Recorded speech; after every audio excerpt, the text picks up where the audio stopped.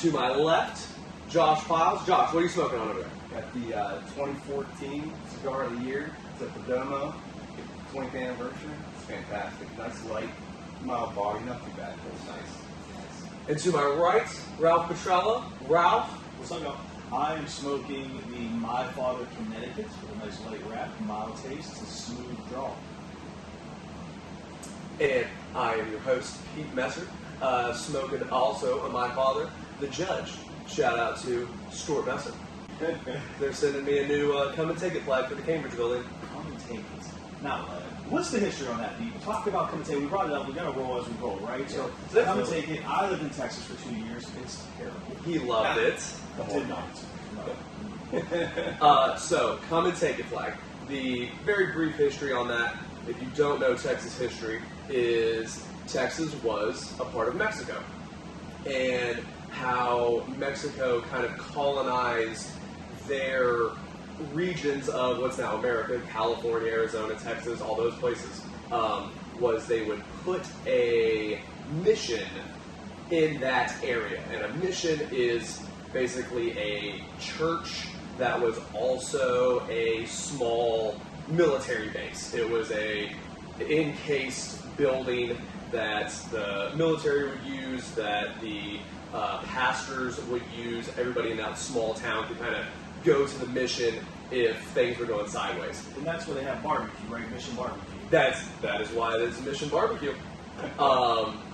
So when things would go sideways, which they would in the Wild West of those days, especially with Native Americans, so the Mexican army would give cannons and guns to those missions to protect them from the raiding Native Americans.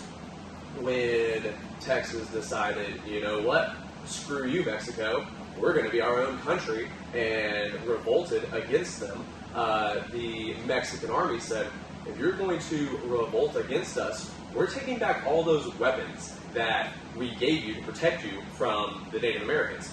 And one mission raised their flag, and on it was a picture of a cannon with the words, "Come and take it."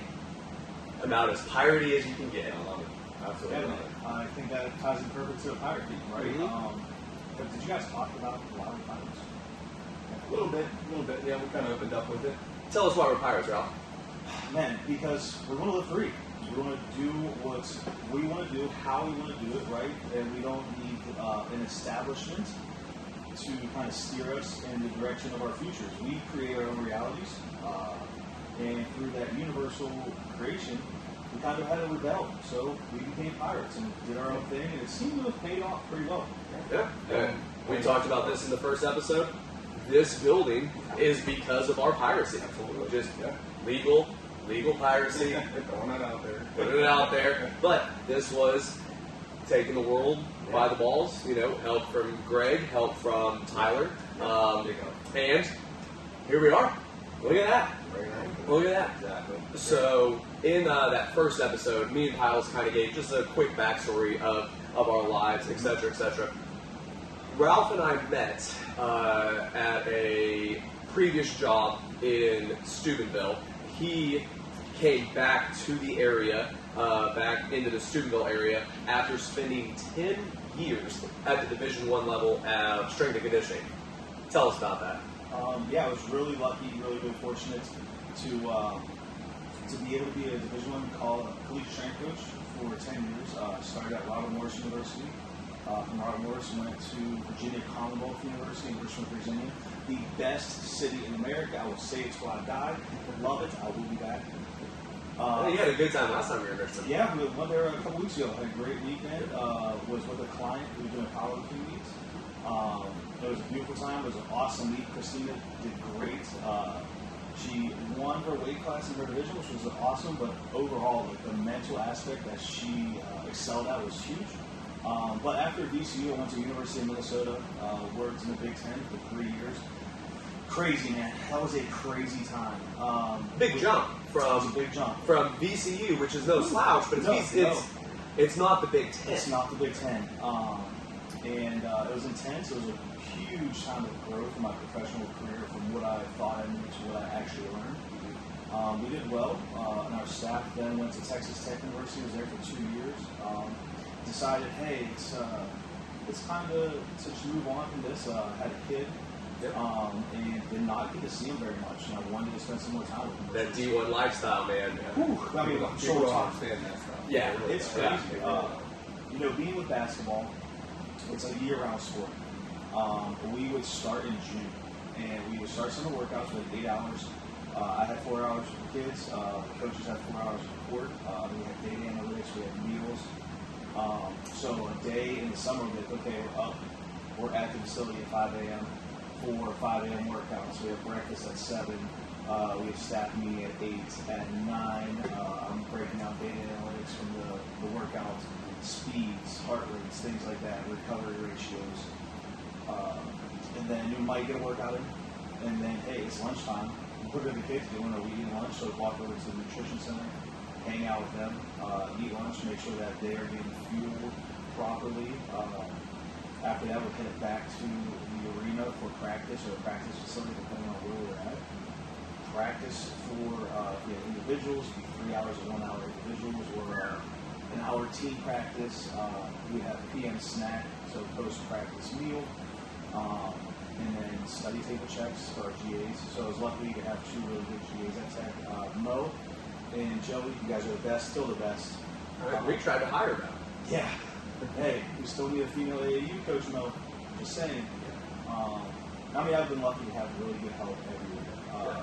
You know, Merch and David Keys and Megan were awesome at University of Minnesota. I love Lurch. It's my guy. Lurch is the best. Purple Riders. And then great staff at VCU. Great staff. Chad Whitman worked with me. He's our other assistant. He's at Louisville. Buddy Donnelly is at the University of Washington with the Huskies. Caitlin Smith is with the Miami Hurricanes. Mitt is taking over running the world at Towson. That crew, Tyler is back at VCU. Tyler Brandon is back at VCU. There you go. So that crew was special, and they're all still in, which is really cool to see.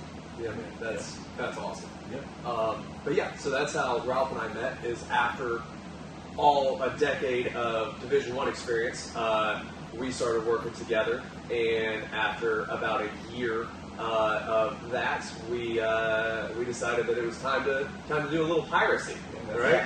And that's where Piles comes into the picture, right? That's where I met Ralph. Pete and I, obviously, in our last episode, we talked about how we got together with the Rough Riders, obviously, originally from Richmond, Virginia. Rough Riders. Richmond Rough Riders. Ooh, fun side story about the Richmond Rough Riders. Unfortunately, not the West Virginia Rough Riders. I don't know if I've ever told you this. Their part owner, Greg was like the big owner, right? Yeah, Their part owner was Jim Jones. Yeah. We fly high, no lie. Yes, that was Jim Jones is a part owner of the Richmond Rough Riders. Yeah, RD8, man, 804. Exactly. But anyway, yeah, so that's where, obviously Pete and I knew each other, and, kind of real, Pete didn't take a whole lot, you know what I mean?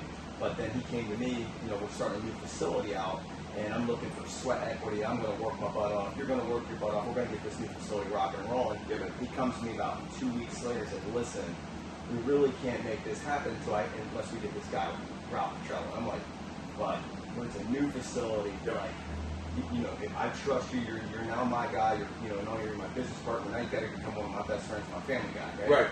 And you're talking. I said, he's going to come with a price, and at the same time, it's a brand new facility. It's kind of like man on man, back and forth, and pretty much, I got to meet you, obviously, but you're fantastic. I had a ton of questions coming from the Division I area, right? It's kind of like, what does he know about sales? What does he know client relationships? Because that's a whole different side of the world, you right? Go from, that kind of like every day you show up, you got one job. So this is a multifaceted job. You got to be a great strength coach. You got to be, people. You got to be a people to the parents. You got to be a people to the community. It is a totally different aspect, right? So I'm like, I don't know, man. How do you get this guy going from a paycheck and just loving life and he has one job to do to now we're asking him 10 jobs for half the pay? Like, what are we going to do here, right? And So it all boiled down, and I said, Pete, I trust you. If we're going to get in this together, I've got to let you go. Yep. And, and that comes in with Ralph. Here we are, a year and some later. Yeah. Didn't take me long, which I knew, but I didn't know. And this pays a lot of homage of like a D1 life, right? Yeah. As an entrepreneur, right? You're hammer down and hammer off all day, every day, right? Yeah. You don't already see your family. You're always in and out all the time. Your schedule's always packed. And that really pays a homage to being an entrepreneur now. Right. There's nothing different. It's just that your days are different in the day of what you're doing. You're not always in the weight room now. But it's still that grind. It's still a grind, right? Yeah. So, and then that's where Pete and I looked at each other about, it didn't take long, 6-7 months later, and I said, Pete, we got to make this son of a bitch partner, or we're going to lose him, because he's that good. Like, not only is he good in the weight room, he's good with the people. Yep. We will lose people if we don't have him on the ship. Yep. He's more than Rose, and he picks up 2 wars, right? Yep. And we got to figure this out. And then now he's one of our partners with Cinema. That's right. I mean, partners with Partner many other with things. Yeah, partner in all our It's different just that business ventures. Yeah, so I paid a lot, and then getting to know Ralph over the time, it's like, it's becoming what I've tried to do over the last 10 years of my life. We've crushed that in a year of getting to know each other. Mm-hmm. Everybody has the same vision. We all have the same goals.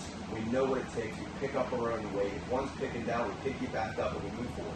That's exactly how this all got started. 100%. And I love the African proverb that if you want to go fast, you go alone. Right? Absolutely. If you want to go far, you go together.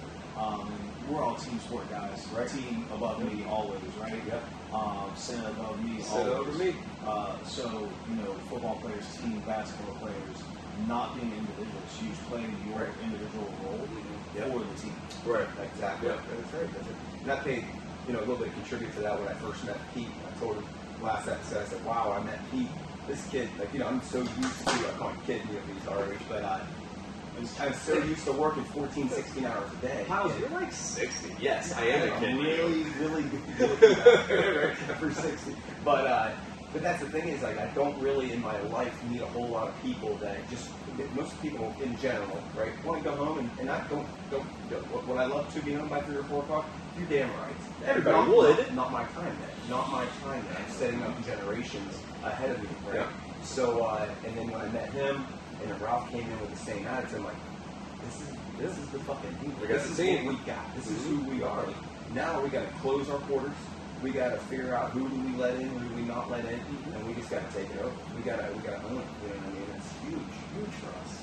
So, African proverbs. Yeah, hit me with it. Let's get deep. Piracy.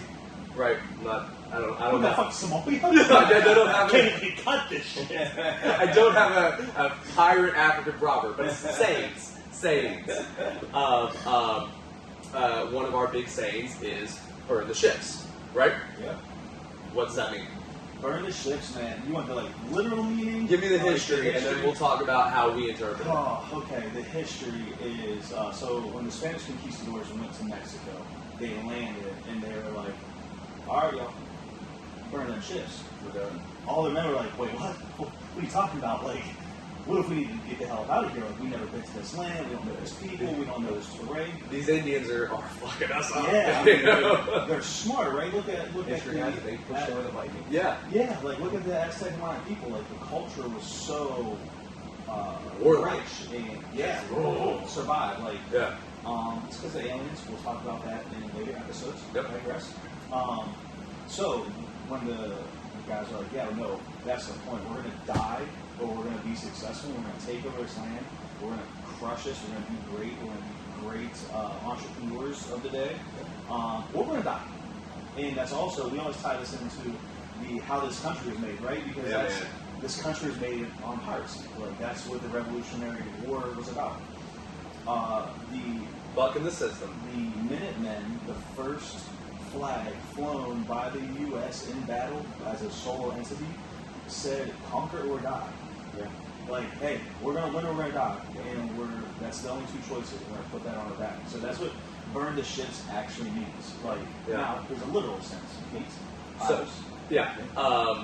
When Ralph and I decided that we're going to leave our salary job, our job that pays us good money to work 40 hours, we're going to leave that, and we're going to go in with this crazy person over here on the left, and take our future into our own hands. But that's what we said, right? Burn the ships. Like we're either going to go all in on this lifestyle, or we're not, or we're going to fail. Yeah. So we're going to burn our ships, and we're going to get it. Exactly. Yeah, man. That's the way it has to be. Yeah. Yeah, man. If you like I said, you have a plan B. It's kind of the adept analogy. Mhm. You go in with your A plan. In the back of your head, you got a B plan. A plan never works out. So either you got to burn it and go all in and just figure it out from there, Yeah. or get the hell out. That's what this is about. Yeah, man. And that's one thing I love about your story, Kyle. So you're a Valley boy, you move to Florida, you do big things, you see big things, and you leave Florida and you're like, no, I can do this. I can do this for the people. I can do this by myself in the valley. And that's one thing, man, I love about that story. Yeah. I think that's so important to highlight about burning your ships. Right. You've done it multiple times. Lived on couches. Right. I mean, Yeah. people don't realize when I first started the first original, obviously Kyle's Elite, now Sim, people don't realize that I left a nice, beautiful area that I personally love. You guys know how much Yeah, I love I it. know. That's safe. that's the- freedom state of Florida. The goal is to get back down there. That's my goal, and I'm making decent money, but it's more about the lifestyle and the quality of life I have down there. My best friend is down there, Casey, a lovely guy. I come home with barely any money. I got a car payment. Right. I'm a single, guy with a sports car, and I come home and it's like you don't leave a job to start a business unless the money comes in. No, There's no money. You got to go figure it out. Money. I've never been a business owner in my life. Yeah, you have to right? convince people, like, hey, Yeah. give me your money. Yeah, so all entail, I go from living on one friend's couch to the next friend's couch. At the second friend's couch, I'm borrowing money for gas money. Yep. Wake up one day, I go to train one of my very first clients, and my car's not outside. Got repossessed. Right? So I got to come back in the house. Thank God he didn't have to work that day. Yeah. I got to borrow my friend's car, borrow gas money to get there, get it over there, and I wheel and deal, and they tell me you got 30 days to come up with these payments, or it's done, right? And then all this stuff, right? And got the money, figured it out, basically figured out, didn't borrow any money, did not borrow you guys, I don't have people to borrow from at that point in my life. And get my car out of repossession. That was like October of 2013, something like that. And by January of 14, I was able to afford my own car. Right. And then by you go to May of 2014, I got 100 clients. Right, You know yeah. what I mean? It's like, if you're not willing to that's why I don't feel like I don't have any competition. It's like, I've lived on couches and had my stuff taken for this dream. Right. What else are you going to do to me? Yeah. I can create off anything. I can take whatever I want and I can go find clients. I'm good at what I do. When you have the knowledge like you guys do, you give me a log, right, and give me some sand. I'll bet you I'll come up with the best training exercise you ever had in your whole life. I'm going to figure this out, and that's my burn the ship. If you want it, figure it out. Yeah, figure it out. A lot of people are Figure it willing out, to go man. through that part. I sacrifice. Yep. That's why a lot of people think I have an attitude too. Yeah, you're damn right I do. How much have you really sacrificed in your life to get where you're at? Or do you just go wherever the waves are going, right? Yeah. You go with the tide, right? Yeah. And you're sailing and you don't know where the hell you're going. Do I love that part? Yeah. But you know what? I want to go through the storm. I want to figure it out. I want it. I think the difference is people that are on the ship and people that are driving their own ship. Exactly. Right? It's okay if the captain says we're going north. That's We're going what we're north. Like, I'm going to make myself go. That's right. Exactly. Right. That's right. Exactly. And it comes up with the whole compass, like a Jack Sparrow, right? His compass always points to what he wants. What he wants. Yeah. And I love that because the compass can always point north. But sometimes I ain't going north. My compass is pointing to what the very thing that I want in my life, and I'm willing to sacrifice and go through the storm to get there. It doesn't matter what it takes. And I think that's the growth that comes from burning your ships, right? Is realizing like, hey, there might have been a void in there. When you burn that ship, like you got to kind of find different perspectives. Like, You it's not find out always who easy you to- are. Right. You Yeah. really find out who you are. If there's one thing being put in a situation, Yeah. there's another thing putting yourself in that situation. Uh-huh. Right? Big difference. You really find out what you're capable of, and also you find out what kind of man you're going to be. You're going to be, a guy that rolls over on Woe's Me. Yeah. Or do you get back up tomorrow knowing you don't know what the hell's going to happen, but you go to work anyway. And you find a lot about yourself. 100%. That's why I love you guys. Honest to God. Like, that's what draws me to it. That energy reflects off each other. I know you're willing to go through some shit with me. Right. And we're going to do it together. We've already gone We've through gone through some shit. You know what I mean? But that's what molds it. It's a story. It's been easy. That's been great. To be honest with you, huge blessing. Oh. Those are hiccups in the game that you need. Yeah, you got to If go you're for not it, right? feel safe, it was always calm waves. I mean, there was calm seas all the time. Somebody's going to take something from us. Yeah, I mean, we do a lot of different things, but our main thing is the weight room, right? Yeah, and absolutely. if you don't put enough weight on your back to like kind of scare you, Yeah. You ain't growing. You're not growing. You're not growing, right? Yeah, man. That's exactly right. It's been, Burning the ships. yeah, man, it's been cool too. Like, we talk about burning the ships, but we also talk about readying the ships, right? Mm-hmm. Like, that's our next thing. We burnt our ships. We're building our ships, so we can ready our ships early. It's been really cool how we've, tied in other businesses like Draws, Yeah. right? Fresh Swiss, Amanda Gill and Power Yoga, who's crushing it. Yep. Brought on Tyler, we got the cigar shop. Yeah. We're making other people realize that their dreams too can expand. Dude, and look at Evan, who designs our T-shirts, and now he is starting his own brand, his own website, his own company. He's 16, 17 years old, has an LLC, Table. right? Yeah. He's fantastic. Dude. It's really cool to have these people part of our lives. That's Yeah. right. And then your wife starting her own production company. Yep. Absolutely. And 100%, man. That's how this whole thing was. And then my lady. Yeah. She's moving 2 businesses and got a side hustle on the side. Yeah, man. That's what this is about. You know what I mean? Yep. It's if you have your goals have to be bigger than your day, right? And you got to scare the shit out of you. Mhm. But I know what we're going. The thing is, you get to a part where you sacrifice too much and you sacrifice a lot. One, you can't turn back around. It's harder that way. Right, yeah. It's harder to give up and then restart back over. Cool. But it's not you sacrifice enough. Something's going to come out of this. Something's going to come out of this, no matter what. Right. Absolutely. Probably our last good story for this episode, burning the ships. So Ralph and I had put our I knew it. Yes. I knew this was going to be story. I knew it. had put in our 2 weeks notice Never at do our this. Never, listen, businesses, 2 weeks notice is stupid. It's dumb. It's terrible. the worst case of senioritis I've ever seen. Ralph's last 2 weeks at that job. Bruh. Didn't want to be there at all. And we were making money for a multi-trillion-dollar organization That- who literally said, we don't care about you. Yeah. Like, oh, yeah, you can train my kid at your new place. Yeah. I don't care. I don't care. That's crazy. I don't care. Like, oh, okay. So this is how you felt about us the whole time, huh? Yeah, that's right. But we had put in our 2 weeks. Because we're good men. That's right. And we worked those full 2 weeks. Yes, we did. We worked all the way till that Friday. And then that Friday, we gotta rewind. We can't start at Friday. No, but we worked the whole time. We worked all the way to that Friday. Grinding after hours. Yeah. Getting the facility ready. Getting the Grinding. facility ready. Yeah. That's where this. Grinding. That's where this story started. Yep. So we were opening the following Monday. Tuesday, we go in, we're cleaning walls, we're painting walls, we're getting things ready because our rubber flooring for the weight room is coming in, so we need to get everything else ready. So the last thing we have to do is lay down the rubber flooring, put the racks, the weights, the bars on the rubber flooring. They were already done, ready to go. So we had to get it ready. The rubber hadn't been shipped yet. That was Tuesday. Stayed there till 10 p.m. Wednesday. When you take Wednesday. Go ahead, bud. So Wednesday, I walk into the weight room, and it's like a horror movie. Mind you, we just put 16 hours in the day before. Yeah. Right? And I'm walking down the steps. When you enter our building, you walk down steps. So I walk down the steps, and it's like there's some water in the hall.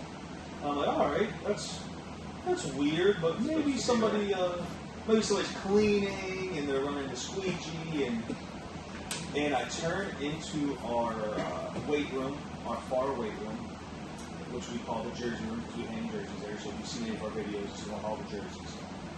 There are ceiling tiles falling in. Falling. Just as he's watching it. I'm in Florida. Man, piles of I'm in Florida. No, not yet. panicking. Not yet. Not this day. Yeah. I'm panicking. I'm about to throw up, cry. Like, we're not going to make our jobs. Pete's on the phone with my body. I'm blowing him up. I'll never forget that. Blowing him up. And I'm going to cuss here because it has to, like, the next two parts are going to have some cussing, so I apologize. No, we're pirates. Pretty sure I got So, Child I warning. see Pete pulling up, and we're underwater, 6 inches of water. I see Pete pulling up. I look out the window, like, Pete, get in here with a big fucking gauntlet. And Pete's emotionless. He's dead inside. He's an Aquarius. They don't have emotion. Facts. And he turns to bed, and there's a water bottle sitting on the trash can. And he slaps it, and it's the only motion that I've seen. Fuck! And we had to figure out, we had to dry the space. We had to, there was one room with carpet that we were just going to leave because it was from 1900 when the building was built. Yeah, we're just going to put rubber on top of it. And the glue of the carpet was seeped into the floor from 100 years. So we had to rent industrial carpet removers, these giant machines. Now, I'm not a small person. Yeah. I'm 6'1", 300 pounds. Yeah. I'm on my toes, leaning into this machine, like getting rocked back. And not only is Ralph 6'1", 300 pounds, he also squats over 600 pounds. Yeah. And I'm getting rocked. Just shoved back, trying to get this machine to scrape this carpet off. Because it has seeped into the floor. I mean, it was like 10 gallons of glue for every 2x2 square It of was carpets. miserable, just getting rocked. But we get the carpet off. We get the carpet off. Thursday comes and goes. We clean. We clean, we do that stuff. Rubber is still not in. Not going to be in either, we find out. Piles has now left for Florida. Thanks, Josh. Sean's fault. Yeah, because he needs an excuse to go to Florida. Yeah, it's definitely Sean. I've seen her try to pull me out. Yeah. To the airport. So you have to go like, my guys need me. You don't understand. So it's Friday. Rubber's not here. Calling the factory, calling the distribution lady.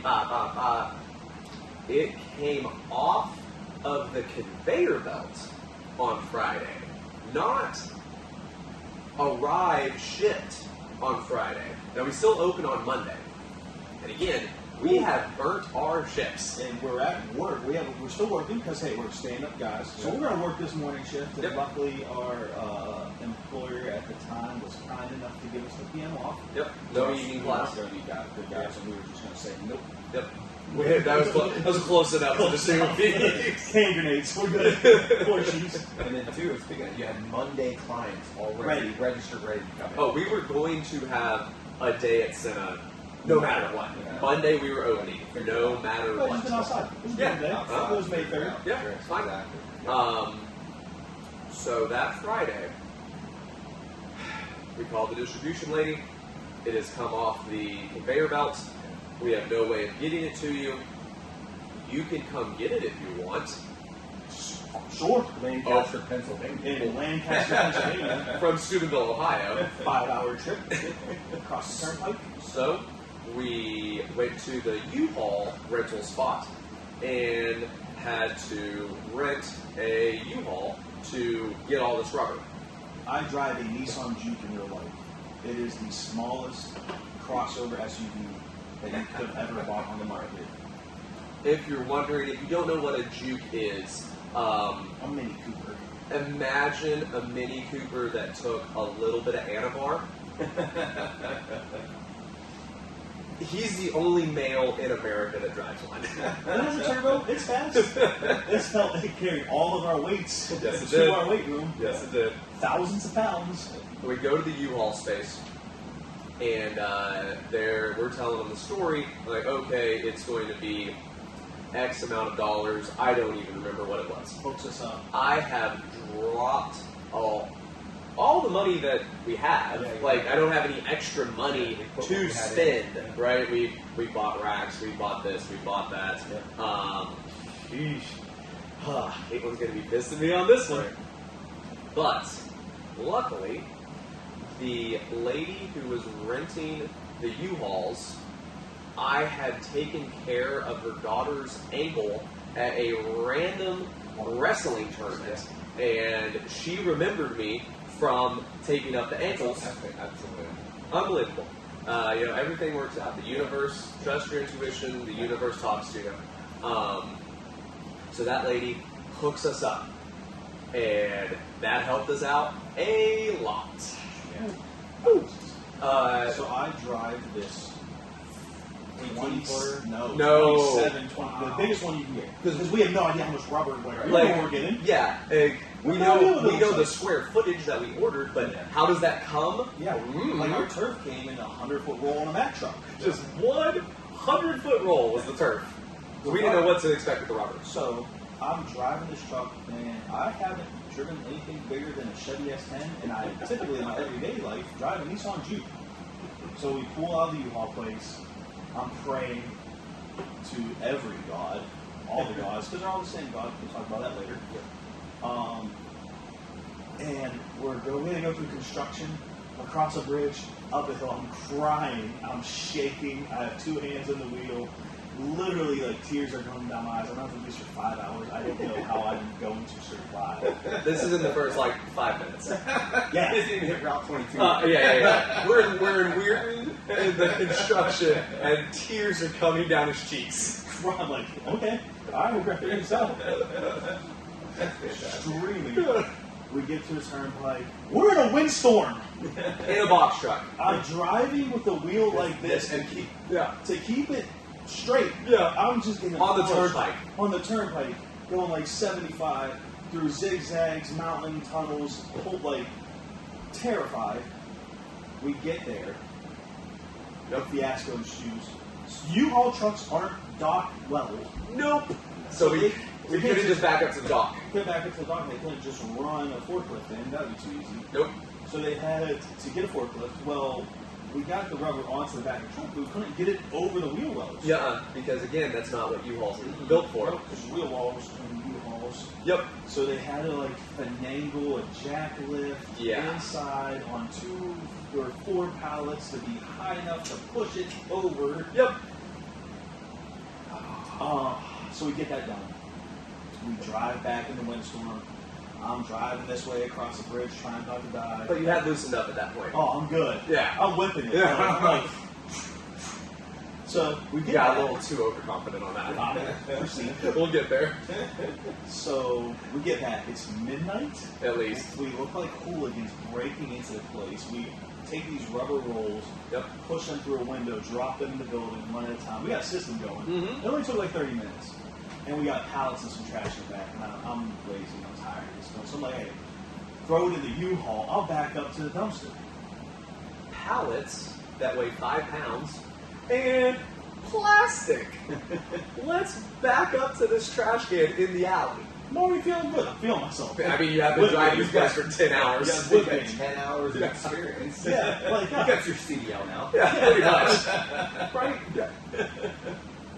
So I make a 95-point turn.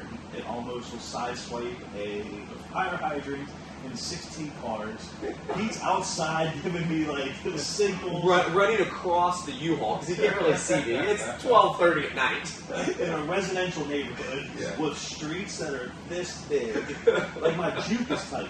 It has a sign that says no trucks to go up that hill too. Yeah. Is it in a truck? It's a U-Haul. Yeah. So we get it turned around. We get it back to the U-Haul place. But turned it in within whatever it was, 12 hours. That was the deal, and we got it there by the skin of our teeth. And then the next morning, we're starting to put rubber down. And man, blessing, Eddie Kostecki, Pete Labonte. If it wasn't for Eddie and Pete, we wouldn't have got that rubber down. No. Eddie, that's when we really found out how unmanly you and I are. I've never claimed to be a man. Wow. I mean, Eddie and Pete are men. Yeah, I mean, Eddie took the lead on it. Yes, he did. Eddie, shit, man. We were good. He had like knee pads and stuff, He like a knew professional. He knew what he could do. Like, try, boom, boom, like, oh, fuck, Eddie, thank you for saving our lives. Saved our lives. Saturday, Sunday, we lay down the rubber. We get everything lined up for Monday. We're only missing two things: a couple benches and our dumbbells. The benches and dumbbells were supplied by Josh. And if you don't remember from earlier in the story, he's in Florida. What time did you get into Pittsburgh? I think we got in around 8 p.m. By the time I got to Raylan, it was probably 9:30, 9:45. Had to go to the other facility, which is 45 minutes away. Yep. Load, 5 through 55 dumbbells. Doubles on everything, right? Benches. So, and those road benches aren't like light. They are ridiculously heavy. Yes. Yeah. They're the incline style. They're $800 benches. Right? Yeah. There's multiples of those. I load well over 1,000 pounds of stuff, right? Yep. My guys, right? This is what we talk about. Like, hey, you guys pulled your weight while I was gone, but pull my weight, right? I get all that stuff in there, set it up. Hey, we'll figure this out. It's there, and I get home at 1 or 2 a.m. Yeah, and we unloaded all You those guys got dumbbells it. and those benches and set them up, and You got it in. 5 a.m. on Monday, Running class. Yeah. ready to go, I was baby. there 3 setting up snacks. I was like, I'm just Yep. oh, Amazing. table. Yep. Have Yeah. snacks and t-shirts. That's Yeah. it, man. That's it. But it's amazing how similar the story almost is to when I first started my pilots league, right? So Yeah, I came right. home, took over a company, wishy-washy business deal, started my own thing, right? And I started Piles Elite with no rubber flooring, with no turf. I had foam rollers, a speed ladder, some cones, and like a couple of kettlebells. And I did 33 people that day. There right? you go. And it's just like, my stuff was coming, it was ordered, but I got forced in a hand of a bad business deal, and I had to make it happen. Right. And I did 33 people that first day. And you know what the amazing part about all of that is, between you guys and myself, is it says a lot about us with our people. They didn't care. They don't care if it wasn't perfect. They will eventually get it, right? They would have been there if there was 1905 carpet down with a 1975 kettlebell in their hand. They didn't care, right? It was 1975. I was gonna say that. Yeah, come on, right? But that's the second episode of the Black Sales Podcast. Burn your ships. Teach you the journey, create your reality. Ah!